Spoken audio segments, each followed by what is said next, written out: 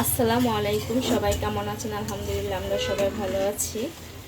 আজকে সকালবেলা ভিডিওটা শুরু করলাম। এখানে দুপুরে রান্না করার জন্য সকাল সকাল রান্নাটা বসিয়ে দিয়েছি। কদিন ভালো ছিল, এখন আবার গ্যাসের সমস্যা, তাই সকাল সকাল রান্নাটা করে ফেলবো। এখন সকাল 9টা বাজে। আমি বট বসিয়েছি, যে কুরবানির মধ্যে যে আমার দেবর বট দিয়ে গেছে, ওই বটটাই আজকে রান্না করে নিব। এখানে পেঁয়াজ, গরম মশলা আর আদা রসুন জিরে একসাথে পেস্ট করা, এখন এটা দিয়ে দিব। আমি কিছুক্ষণ বটটা ভেজে নিয়েছি।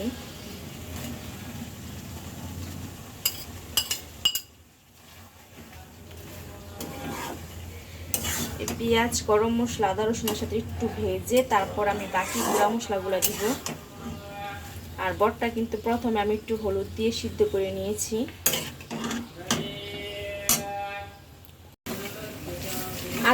আদা রসুনের সাথে বেশ কিছুক্ষণ বটটা ভেজে নিয়েছি। এখন সব গুঁড়া মশলাগুলো দিয়ে দিব। এখানে লবণ, শুকনো মরিচের গুঁড়া, ধনে গুঁড়া, গরম মশলার গুঁড়া, হলুদের গুঁড়া সব একসাথে দিয়ে দিব। আর আমার কিন্তু গ্যাস চলে গেছে, অল্প একটু গ্যাস আছে, অল্প একটু গ্যাসের মধ্যে রান্না করতে হবে। 9টা বাজে রান্না বসাইছি, তারপরে গ্যাসটা চলে গেল, রান্নাটা কমপ্লিট করতে পারলাম না। এখানে আমি অল্প একটু পানি দিতে পারি। যে এখানে আমি আলু কেটে নিয়েছি, বটের মধ্যে আলু দিব। আমার বাচ্চারা কিন্তু আলু খুব পছন্দ করে, আমি এখানে বেশি করে আলু কেটে নিয়েছি।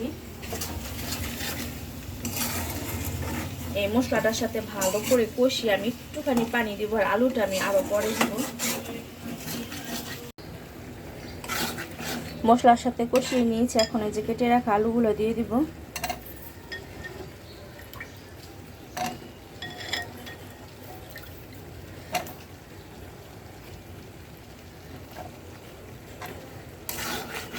আলু দিয়ে আর একটু সময় নিয়ে কষিয়ে তারপর আমি অল্প করে পানি দিব। এমনিতে কিন্তু কুরবানির বট বেশি সময় লাগে না, তাড়াতাড়ি সিদ্ধ হয়ে যায়। আর বটটা আগে থেকে আমি জাল দিয়ে নিয়েছি, আর বেশ সময় নিয়ে মশলার সাথে কষিয়ে নিয়েছি, তাই আমার বেশি সময় লাগবে না। এই অল্প আছে এই বটটা হয়ে যাবে। এখানে সাফনের আব্বু বাজার নিয়ে আসছে, আমি রান্না করতেছিলাম। আর সাফনের আব্বু বাজারে গিয়েছিল কিছু মাছ আনার জন্য, ঈদের পর আমাদের আর মাছের বাজার করা হয়নি। এখানে লেচু নিয়ে আসছে, লেচুগুলা গুছিয়ে রাখলাম। আর এই যে এখানে তালের শ্বাস, এবার আমরা অনেক তালের শ্বাস খেয়েছি। তালের শ্বাসটা আমি এখন ফ্রিজে রেখে দিব, ঠান্ডা করে। তালের শ্বাস খেতে কিন্তু মজা। আর মাছের বাজারটাও আমি এখন গুছিয়ে নিব। এখানে এই যে মাছ নিয়ে আসছে, মাছগুলো এখন নামাই নিব। আমি অল্প অল্প করে আনতে বলছি, কারণ ফ্রিজে রাখার মতো জায়গা নেই, তাই অল্প অল্প করে নিয়ে আসছে। এখানে দেশি পুঁটি মাছ, এই যে খুব সুন্দর কিন্তু পুঁটিগুলো। এই বড় বড় পুঁটি দিয়ে জলপাই দিয়ে টক রান্না করলে কিন্তু খুব মজা লাগে এই গরমের মধ্যে।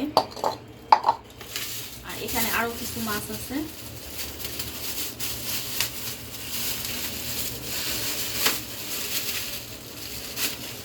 এটা মনে হয় গোলসা মাছ। সাফনের আব্বু বাজারে গেলে সবসময় দেশি মাছ আনার চেষ্টা করে, দেশি মাছ খুবই পছন্দ করে। এই যে এটা গোলসা মাছ, মাছগুলো যে দেখেন তাজা লাফাচ্ছে। আর এখানে চারটা ইলিশ নিয়ে আসছে।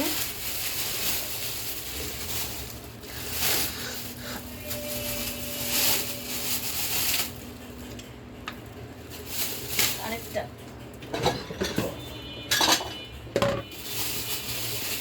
এই যে চারটা ইলিশ।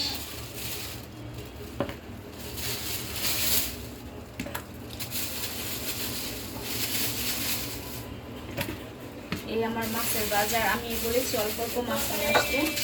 এখানে যে তাজা একদম গোলসা মাছ, পুঁটি আর চারটা ইলিশ, এগুলো আমি এখন কেটে কুটে সব পরিষ্কার করে রাখবো। আর ইলিশ মাছটা এমনি এমনি ভালো করে মুছে পলিথিন দিয়ে রেখে দিব। আর এই দুটা মাছ আমি এখন কাটবো। এখানে যে সাফনের আব্বু সকালবেলা মাছগুলো নিয়েছিল, এই মাছগুলো আমি যে কেটে পরিষ্কার করে নিয়েছি।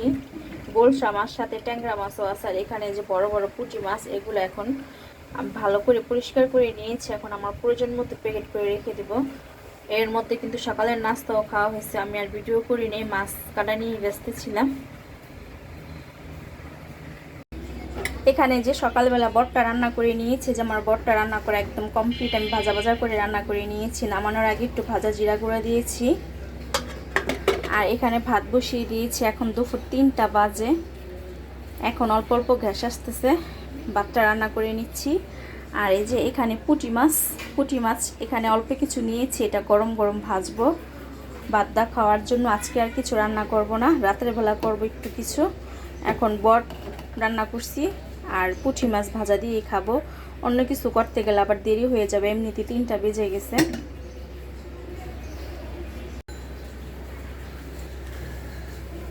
এখানে পুঁটি মাছটা ভেজে নিব আমি।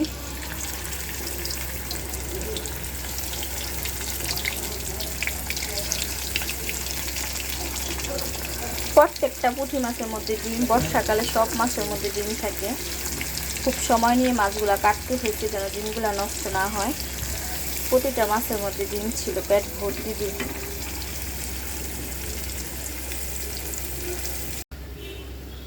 আমার ভাত হয়ে গেছে, আমি ভাতটা একটু ছাঁকা দিয়ে নিচ্ছি। আর এই যে এখানে পুঁটি মাছগুলা ভাজা হয়ে গেছে, আমি মচমচা করে ভেজে নিয়েছি। এখন দুপুরের খাবারটা গুছাই নেব।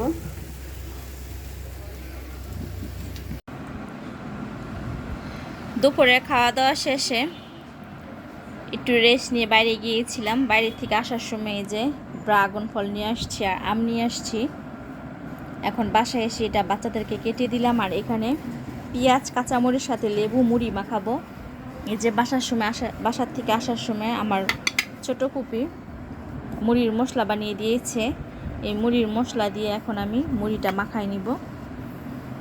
সব কিছু রেডি করে নিয়েছি সন্ধ্যার নাস্তায়। আর এখন কিন্তু প্রচুর ড্রাগন পাওয়া যায়, পুরা রাস্তাঘাট ভরে গেছে ড্রাগন দিয়ে, দামও কিন্তু খুব কম। বিসমিল্লাহ। মোটামুটি মিষ্টি আছে ড্রাগনটা। এখানে আমি মশলা দিয়ে মুড়িটা মাখিয়ে নিয়েছি। প্রথমে পেঁয়াজ কাঁচামরিচ একটু লবণ দিয়ে ঢলে মুড়ির মশলা দিয়ে মুড়িটা মাখিয়ে নিয়েছি। এখানে কোনো চানাচুর দিইনি, চানাচুর ছাড়া এই মুড়িটা এমনিতে অনেক মজা। আর এই মুড়ির মশলাটাও খুব মজা হয়েছে। এখন মুড়িটা খেয়ে নিব। পুরা বাইরের ঝাল মুড়ির মতো হয়েছে মুড়িটা। খেতে খেতে আপনাদের কাছ থেকে বিদায় নিব। আজকের মতো ব্লগটি এখানে শেষ করবো। সবাই ভালো থাকবেন। আল্লাহ হাফেজ।